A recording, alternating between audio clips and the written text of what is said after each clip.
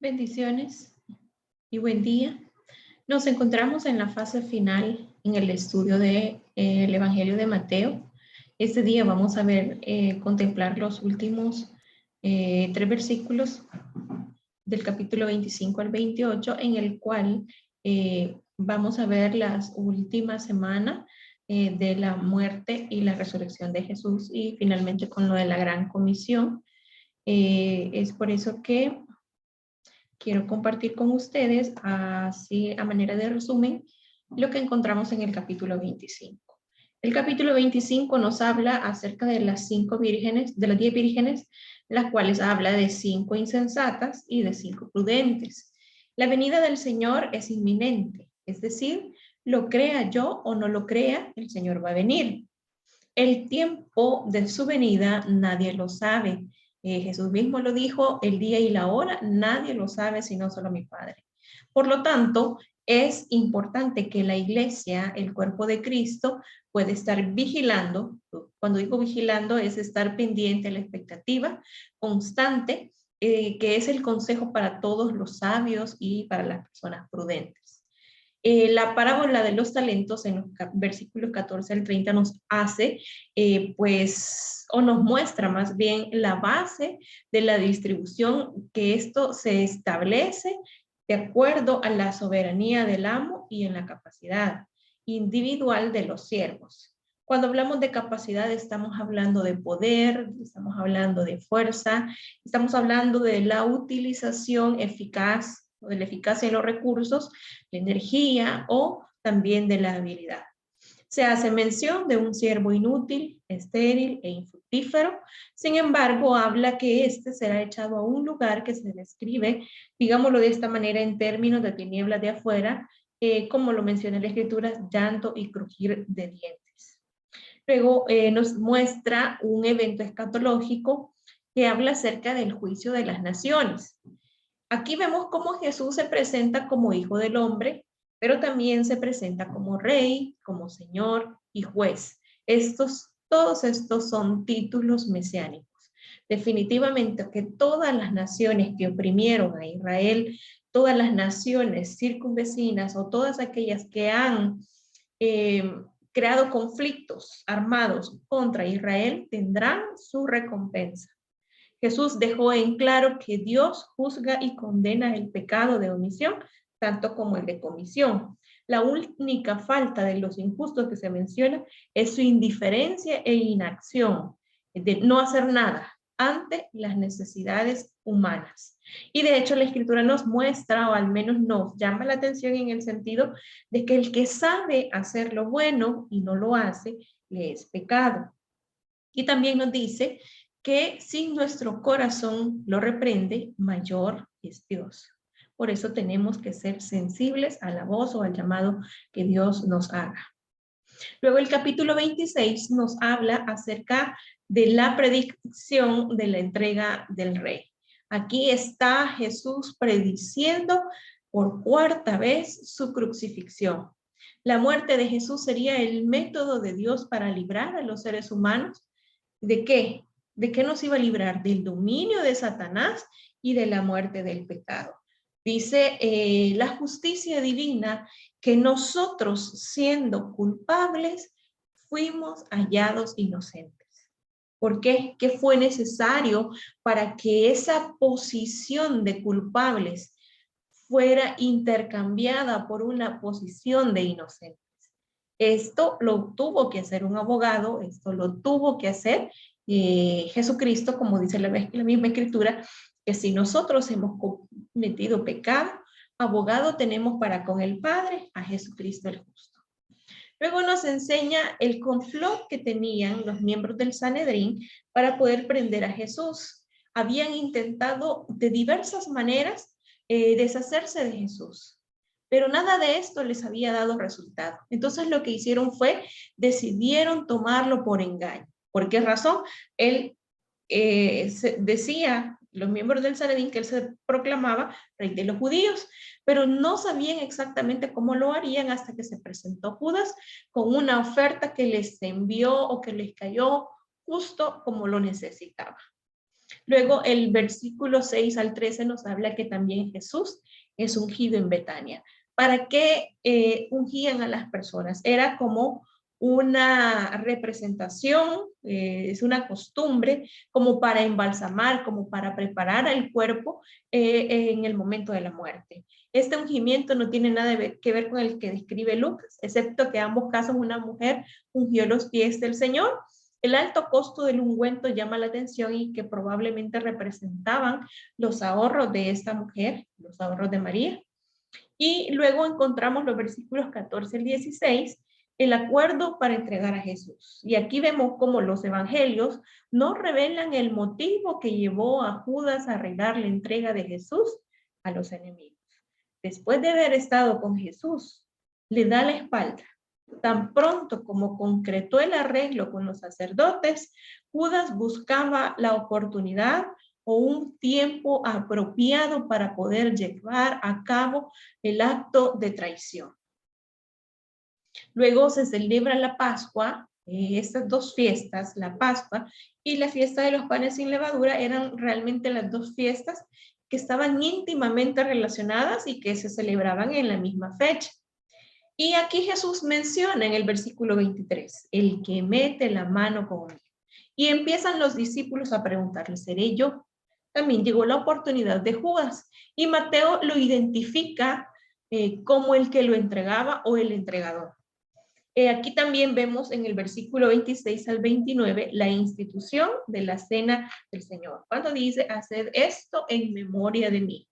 Y habla o hace mención que representa la sangre del pacto y se refiere al nuevo pacto que Dios estaba iniciando con todos los creyentes, pero a través de Cristo Jesús.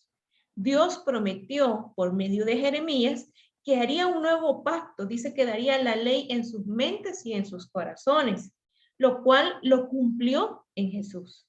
Y de esta manera afirmó el nuevo pacto, no con sangre de animales, porque ahora fue requerido la sangre del Cordero, la sangre de Jesús, la sangre preciosa de Cristo como de un Cordero sin mancha y sin contaminación. El versículo 30 al 33 nos muestra también la negación de Pedro. Aquel que le dijo en una ocasión, aunque todos te dejaren, yo nunca me voy a apartar. Y aquí Pedro interrumpe a Jesús para protestar que siempre él iba a estar de forma permanente, iba a ser leal. Aunque todos los demás tropiecen, viene Jesús, como conoce la respuesta, le dice, en respuesta Jesús le dice que su ofensa sería aún más grave que la de los demás. ¿Por qué razón?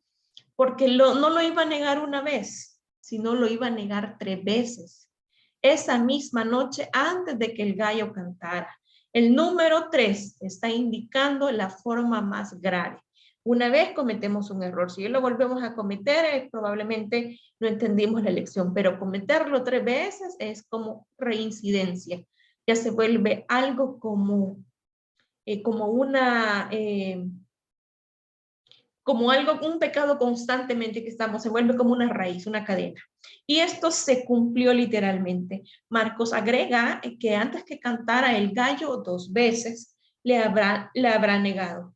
Y luego vemos a Jesús en un momento de desesperación, en un momento, digámoslo de esta manera, de tribulación. Es aquí donde se conoce la humanidad de Jesús y se muestran las emociones. Hay ocasiones en las cuales nosotros queremos ocultar nuestras emociones, pero no es correcto. Nosotros somos seres humanos hechos de carne y hueso, que sentimos, que tenemos emociones y que por lo tanto en algún momento de nuestra vida van a ser manifiestos. Entonces vemos aquí cómo Jesús deja ver las emociones que manifestó y por el deseo de tener a su lado a los 3 amigos más allegados para acompañarlo en su hora de crisis. Entonces comenzó él a exteriorizar lo que había llevado en su corazón durante mucho tiempo. Una profunda tristeza y angustia del alma.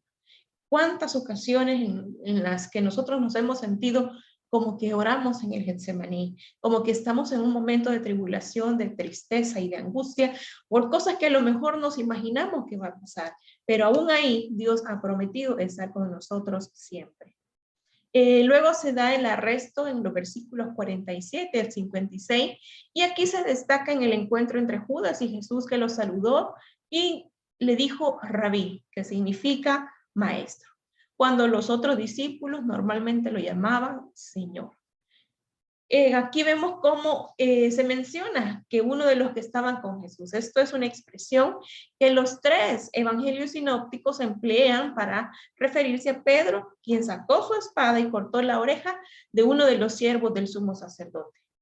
Todos los discípulos se escandalizaron de Jesús en el momento del arresto, según la profecía de Jesús, a pesar de la negación de ellos. Vemos aquí también el viernes que esto resultó en un día de juicio y de muerte. ¿Por qué razón? Jesús inició el último día de su vida terrena en estas circunstancias, arrestado en el huerto del Getsemaní por los soldados del sumo sacerdote, y no solamente eso, abandonado por sus discípulos, por aquellas personas que estaban cerca de él y que le dijeron que nunca lo iban a dejar. Aquí vemos cómo Jesús tendría que soportar un total de 6 juicios, 3 bajo autoridades judías y 3 bajo los romanos. El día culminaría en la crucifixión. Jesús también juzgado por Caifás y el Sanedrín. La jurisprudencia o la justicia judía tenía una clara tendencia hacia la clemencia, pero varias de sus reglas fueron violadas en el juicio de Jesús. Por ejemplo, se prohibía sesionar de noche para juzgar a un criminal. Ellos no podían sentenciar a un criminal a muerte y ejecutar la sentencia en el mismo día. Aquí vemos algunos abusos que se dieron en la jurisprudencia judía. Pero también Pedro, que negó a Jesús, aquí Mateo observa que lo negó delante de todos. Y que podríamos decir, ay, qué barbaridad, con Pedro negó a su maestro estando con él y diciendo que nunca lo iba a abandonar. ¿Cuántas acciones nuestras, al querer tomar recursos naturales, estamos manifestando que negamos el poder de Dios? Probablemente en algún momento de nuestra vida hemos sentido por las circunstancias difíciles y nos hemos sentido identificados con Pedro. Aquí vemos que Pedro no solo mintió, sino que se olvidó de la prohibición de juramentos en tales circunstancias. Tampoco utilizó el nombre de Jesús en su negación. En la tercera parece que Pedro perdió total control de sus emociones y probablemente indica que comenzó y siguió con maldiciones y juramentos en la negación. El capítulo 27 nos narra acerca de la finalidad de esa persona que fue capaz de vender a su maestro por 30 piezas de plata. Y aquí vemos cómo Mateo es el único de los 4 evangelios que relata el fin de este traidor. Aunque Lucas, en base a otra tradición, lo describe también en Hechos, pero el relato de Lucas, a pesar de ser más escueto, presenta una descripción más gráfica del suicidio. ¿Qué fue lo que hizo Judas? ¿Qué hizo? Sintió remordimiento por su traición. Lamentó también los resultados de su acción y afirmó que había pecado. Es decir, estaba reconociendo sus faltas. Pero no hay evidencia de una disposición que él tuvo de poder cambiar. No es lo mismo remordimiento que arrepentimiento. El remordimiento no me va a llevar a tomar una acción, a tomar un cambio de dirección en mi vida. El arrepentimiento, sí. Porque si yo me arrepiento de haberle fallado al Señor, mis acciones van a demostrar que realmente ha habido una transformación interna. Pero también no solamente sintió remordimiento, sino que lamentó los resultados, y lo que hizo también fue devolvió el dinero a los sacerdotes, pero no se volvió el mismo a Dios. Devolvió la causa por la cual había entregado a Jesús, pero no se volvió a Dios. Se desesperó, arrojó las monedas de plata en el templo y acto seguido salió y se ahorcó. También vemos a Jesús que es interrogado también por Pilato. La pregunta de Pilato era acusar a Jesús por pretender ser rey de los judíos. Al enterarse Pilato de que Jesús era de Galilea, territorio bajo el control de Herodes Antipas, lo despachó a él para ser juzgado. Pero Herodes no tardó en devolverlo a Pilato sin haber encontrado motivo para condenarle a muerte. Pilato intentó otra vez librarse de la responsabilidad de sentenciar a muerte a un hombre inocente. ¿Qué mal había hecho? Esto representa la última apelación de Pilato a la multitud de reflexionar sobre la injusticia de su demanda. Y aquí vemos cómo también Jesús fue burlado por los soldados. Lo desnudaron, probablemente de la parte superior de su cuerpo. Pusieron sobre sus hombros un manto de escarlata, escupían sobre él y le golpeaban en la cabeza con la caña. Sacaron el manto de escarlata y lo vistieron de sus propios vestidos, pero aparentemente dejaron la corona de espinas sobre la cabeza de él. La crucifixión y la muerte de Jesús.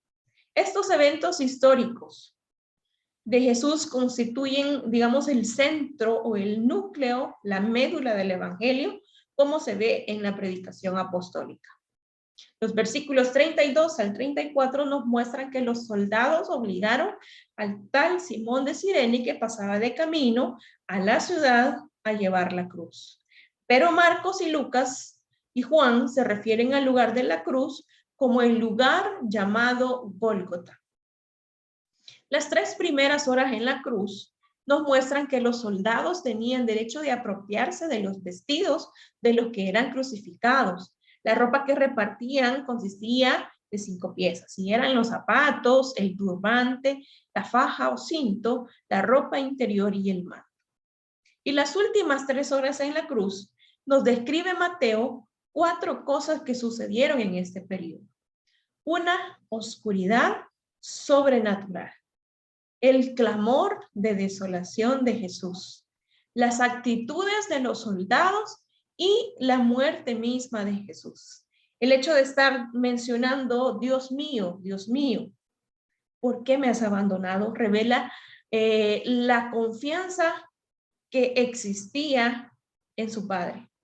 En sucesión rápida, Jesús pronunció la 6ª y 7ª palabra, que dijo, consumado es.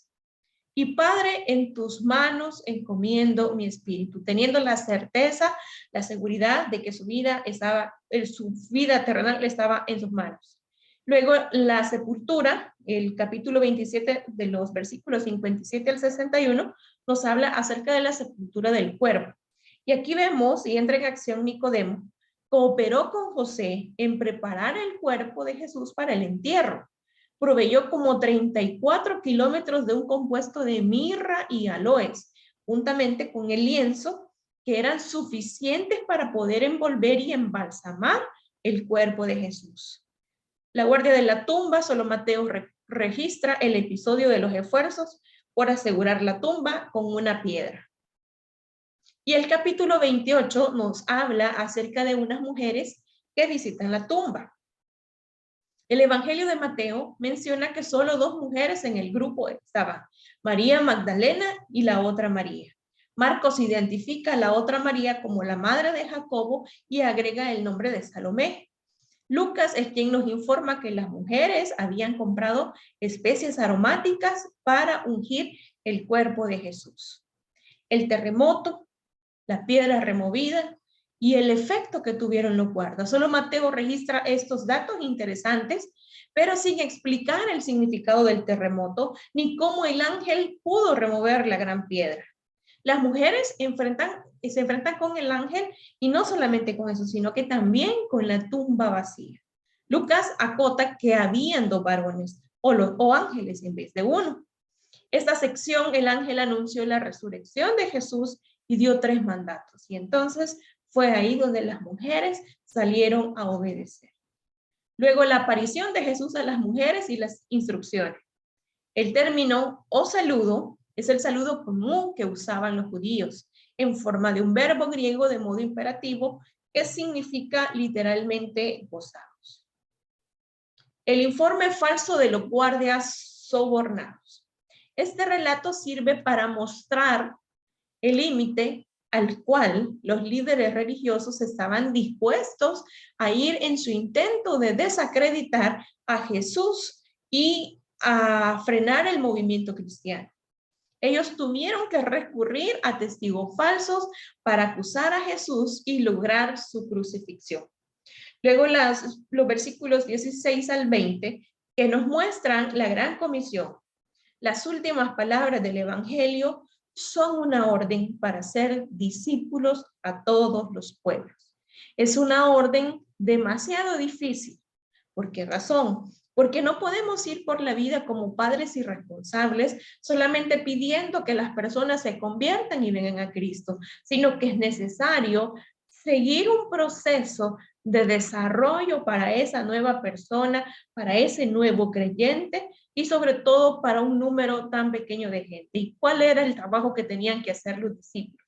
¿Y cuál es el trabajo que el Señor nos ha encomendado? No solo a los pastores, sino también a nosotros como creyentes naturales, normales, es hacer discípulos. ¿Y qué significa eso? Bautizar, llevar bajo el dominio del Señor. Enseñar a las personas, enseñar en la doctrina del Evangelio, del arrepentimiento y perdón, pero también poder instruirle en la nueva vida. Es decir, guardar los mandamientos del Señor que contienen una sola palabra, amor.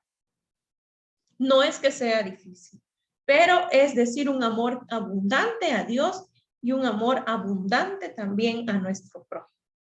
El gran temor de los discípulos antes de la crucifixión se debía a la anticipación de la separación definitiva de su maestro. Ahora, Jesús les asegura que mientras obedecen su mandato misionero, pueden contar con su presencia personal. La promesa de su presencia está condicionada a la obediencia de su mandato. Y es aquí donde ellos, ese temor aparente que tenían de poder alejarse de su maestro, les permite o les transmite esa promesa que su presencia está condicionada a la obediencia de ese mandato. ¿Cuál mandato? Por tanto, ir y hacer discípulos a todas las naciones, bautizándolos en el nombre del Padre, del Hijo y del Espíritu Santo, enseñándoles que guarden todas estas cosas.